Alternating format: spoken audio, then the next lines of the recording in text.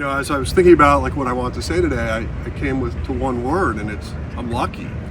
And you think about all the different jobs you can have in sports and the type of people you work with. I happen to work with Bill DeWitt, who I think most people would agree is one of the best owners in all of sport. And so when you do what I do, having ownership support is critical to being able to create that successful model over time. Then you look at our front office. I'm so fortunate to work with a group of just bright, innovative, creative people that are always challenging each other. And so, I'm grateful for that. And then the other reason I'm super lucky is you think about like our major league staff run by Ollie and his group. I mean, we all get along, we have fun. We don't always have to agree on stuff, but it's engaging. And then you look at what we've been able to accomplish on the player development side and the scouting side. We have great people running these things, and we're having a lot of success with it. And so you certainly admire the group of people that we get to work with day in and day out. And it's also a privilege to work in the city of St. Louis. You think about a fan base that truly cares about the type of product you put on the field. When you look at our market size relative to other cities in baseball, yet we still draw over 3 million. And I'd like to think that's not by accident, but I also understand that we're grateful for that support. So, finally, as we look ahead, the reason we agreed on this was we felt like stability was important. We looked at where we've been, what we're still trying to do. Our goal is to still win a World Series, and we're going to put our best foot forward on that.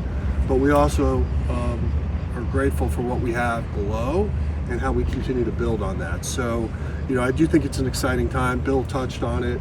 We have a very strong major league club. We have a really strong minor league system. You combine that with an outstanding scouting staff, it usually leads to a pretty successful model. So super excited about the next few years. I know there's going to be some change coming over the next few years. We certainly want to give individuals at the company and within the organization opportunities to grow, expand some of their roles, and over the course of the next year or so, we'll work through all of that. So at that, I'll take a few questions. Mo, by my count, at the end of this new deal here, that'll be 30 years for you with the Cardinals. Can you just sort of reflect on, the meaningfulness of that milestone and what it means to you to have that long a duration with this franchise? Well, I guess it's longevity usually means you're in a good spot, and you've created something that people feel it's worth bringing you back for. And I think about over my time with the Cardinals, I started at a entry-level position, and then to be sitting here next to Bill over that time, I think it speaks volumes for the opportunities I was given and was able to take advantage of those. And Mo, as you navigate these next few seasons, how is the exorbitant spending of other teams going to possibly affect or not affect the way you guys handle your regime? I skipped over a bullet point how I was going to be grateful to work with you guys for the next 3 years. And then second question in, we're on payroll questions. So that was fast. I think Bill and I look at a lot of things when we make decisions on how we spend or how we invest. And I think the worst thing you want to do is just have a simple copycat model. Because someone's doing it, then you feel you have to do it, right? And so I think what we've done over the last 30 years is we do what we think's best for us. And I would imagine that model's not going to change. Now, people are going to say like, geez, Bill and Mo are just satisfied with getting to October. No, we like the big shiny thing that you put on your ring finger. That's cool. Grabbing that trophy's amazing. And that's what we're going to strive for. But how we go about it might be a little different than some of our competitors. Well, are there things that? Oh, sorry. Go ahead. Well, are there things that you wanted to see through? I mean, you look at all the stuff going on with the team right now, not just the major league club, but on the horizon. Talk about how do you fill a rotation? The facilities changed here. Are there things that you wanted to see through completion? It's like Bill and I were talking, through this over the last 7 months or so. One of the things that did definitely come to the forefront is some incomplete projects, if you will. And so, this being one of them, was a part of this back in '98, but now we're going to have an opportunity to see this get expanded and rebuilt. So there are some projects within that I just think would be helpful to still have me around for. And ultimately, some of the things I do day to day, we're going to try to give other people some exposure to that over time. But short term, you'll still get me for a little bit. But as we get deeper into this contract, there will be some changes. That's what I wanted. Like that's something you talked about with 17 was kind of broadening maybe the decision tree. Is that a way to describe and a it? little bit of when you think about like the people I work with, just giving them a little bit more breadth of what they are involved in. How does that set you up for the future then? If you can kind of have a transition, Bill, does it allow you to maybe have a leadership in place the stability you talk about? Talking to me, yeah. Well, TBD, but we have excellent people under Mo who've really grown, and I think we've got a bright future from a personnel standpoint. Picking up on what he said about the ballpark, I remember how excited I was when I came over and looked at this property when it was just empty, and I met with the MacArthur Foundation and sort of the dream of building a stadium, and now there's been that much time that it's going to be torn down and we're building another one. So I'm excited about the new Roger Dean Stadium as it will develop, and continue obviously to be excited about our team and kind of our position. I think, as I said earlier, we're really in a great spot with our Major League club. The young guys who came up last year did so well and not even counted in our farm system right now. Well, there's so many people that look only at championships, but the 15 straight winning seasons, how much pride do you take in that? And the fact that you've got 5 top 100 players coming, you've got a highly ranked minor league system that you can keep that going even longer. Well, I think I have a couple thoughts on that. One is when you think about winning seasons, that's nice, but I think like the biggest thing over 15 years was we've never had the rebuild. We've never had the tear it down, have a couple painful years, and then hope for the best on the end. And I think like when you're trying to appease a fan base, especially one that shows up in such numbers of 3 million and more a year, I think they're grateful for the type of product that we roll out there. And so look, we understand that the ultimate goal is to be the last man standing, but when you think about sort of that journey to get there, we do take a lot of pride in winning years. Well, I think one thing I would add to that is the winning years are great, and I think a key point is that we've played very few games over that period of time that were not meaningful. I mean, even when we, didn't make the playoffs, we were right in it to the end. So, we've got wonderful fans, they support us, and, it's our job to keep them interested and continue to support us. So, I mean, I think that's something we don't think about too much, but it's a great record and tribute to the work that Mo and his staff have done. Mo, I know you guys care about the fans. Obviously, they show up and are very loyal to you. So how do you strike that balance when fans are getting antsy that they want a little deeper run, and what you have to do in terms of best interest of the ball club, sometimes for the long run? How do you strike that balance from your position? Well, I think that's just an odd argument in the sense of that, like,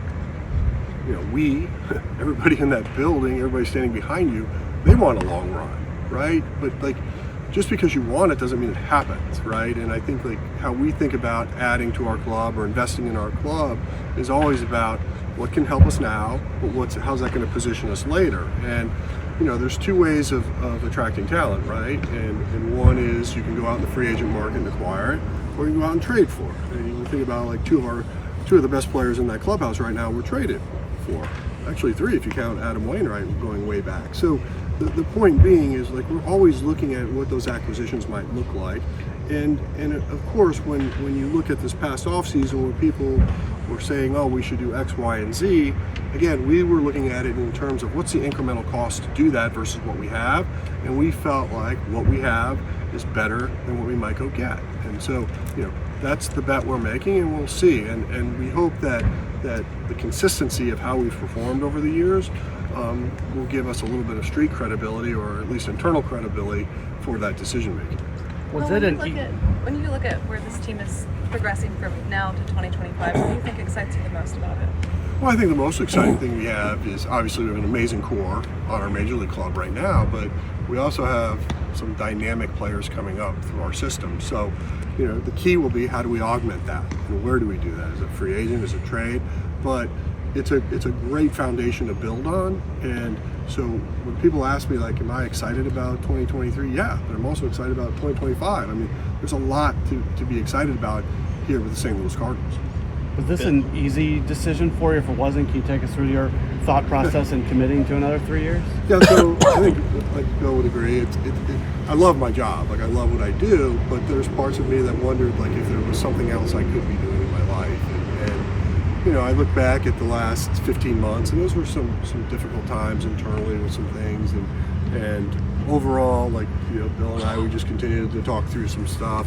And, ultimately about a week ago, we came to this agreement that it was probably just best I remain where I am, and happy to do it. Bill, it might be awkward because he's sitting right beside you, but we look back to October 2007 and sort of the bridges that had to be built within the organization to mend the front office. Could you describe kind of the leadership you've seen from Mo over the last 15 years that have included winning seasons, a World Series, but also the sanctions, the penalties from MLB after the Astros situation and all that, just how he kind of kept things intact for y'all? Yeah, well, when we made a change after the 2007 season, it was controversial, as you might imagine.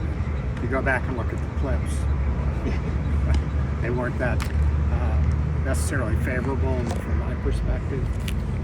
But, I was convinced that despite a run of success, and I was there through the whole thing, I knew how it was built, that's a tough model to continue. It was a tough model to continue, and I felt that we needed someone who could take us in a different direction and be all in from an analytic standpoint, player evaluation standpoint, financial standpoint. And I did a search, and at the end of the day, Mo emerged, didn't emerge, but he was the leading candidate. We were able to have him be the head of the organization from a baseball standpoint. And over that long period of time, from 15 years to now, he's really done a terrific job in building a culture, attracting people, taking risk. We're in a risk business. We just are. You sign a long-term contract, a player gets hurt, you're stuck, or doesn't perform. So you have to weigh all of that, and it's not an easy job. And he's really, hit the ground running because he'd been assistant GM, but still, there was a big learning curve, and the game changed too. So, he really adapted to that and went full bore, and where we are, which is a great run of success, and I think extremely well positioned for the future. And I've said that a lot of years, and it's played out. So I think that answers your question. You might have one other thing there. Just about maybe the presence he brought too. I mean, Going through that, there were some turbulent years in there where if you could have, the organization needed a steady hand. Yeah, that obviously we had some things over the years. The hacking scandal. We had to flip to a new setup there to run our draft, which was difficult. And there have been other things that have occurred along the way where Mo's got a very, as you said, steady hand, and we have a problem, let's fix it. And that's his mentality. It's not like, oh, what do I do now? He figures out what to do. And I think I know he's highly respected for those who work for him. that whole operation there. You know, it's changed a lot in 15 years. We've got, how many people do we have in our analytics department? 19 now. 19. And, you know, baseball ops has grown too, I mean, tremendously. So that's not an easy job to grow your people while you're trying to do your day job, which is putting the best team on the field. And, you know, he's managed to do that. Highly regarded, respected by those who work for him, and that's part of the job. Mo, in an industry where this kind of stability is hard to find, what does it mean to you personally to be afforded the opportunity to kind of be able to have this contract, have the transition, have a hand in deciding how you want this to go? What does that just mean to you from a personal perspective? Well, I think, like, first off, it's a reflection of our relationship. And, you know, it's more than just 15 years, but, you know, over that time, you know, we sort of understand each other. There's an ebb and flow between us. You know, I think back to like my younger days, I used to always go in on Saturdays on the off season. And it might surprise you, but he was in Cincinnati in his office on a Saturday, and so I think that kind of helped us connect and grow together. But you know, we've experienced a lot between the two of us. Obviously, there's been a lot of highs and lows in this period, but you know, I think it's really just mutual respect. And I think, look, we both value stability. If he didn't, I'd have probably been long gone. But here we are, and the people that we've worked with and associate with, I think have great appreciation for that as well. So I guess to answer your question, I think it's a compliment and one that I think we're both proud of. Bill, oftentimes when we talk to players about legacy and future honors and what that might mean, they get a little uncomfortable with it. So I'm going to ask you, instead of asking Mo, where you place him sort of in the grander scheme of Cardinals history and what he's meant to the franchise and what it would mean for Mo to be a guy who has a red jacket on one day on the field. Well, that's a very good point. So I'm not going to announce it in advance, but he certainly has the credentials to be among that group. For one thing, he acquired a bunch of those players that we're now honoring, and you know, I think it was a good thing back when we started the Hall of Fame. And, the Cardinals have such a rich history that I was fortunate to be able to inherit when I came on the scene. And you know, as I said at the time and continue to say it, my job is to keep it going. I mean, Cardinals are a great franchise, and, you know, built way back in the early 20s, even before, and you know, it's been an organization admired forever. And the last thing we want to do is, you know, stop that continued growth. So you can be sure we're making every effort to continue to do what it takes to have the Cardinals as admired as they were when we acquired them. Hey Bill, when you look at Mo's resume, there's so many accomplishments. I want to ask specifically about the winning of the World Series in 2011. Can you put into words the importance of that being on his resume as you go forward? Well, you know, you get into the playoffs, anything can happen. 2011 was just an incredible run at the end of the season. I can't imagine any more excitement than what happened towards the end of the year there.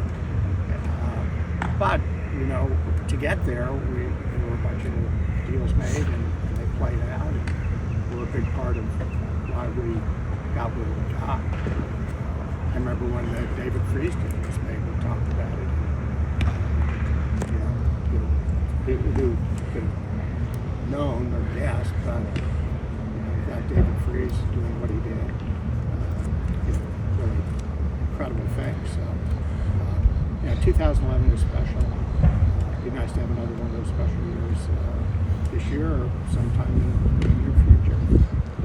Mo, when you moved to president, we talked a lot and have talked a lot about since then about finding edge and kind of maintaining an edge in this game. Spending obviously gets a lot of attention. The draft has also changed. A lot of teams are now doing things that you and others were doing earlier. What are some of the challenges ahead in the next 3 years? What's the horizon?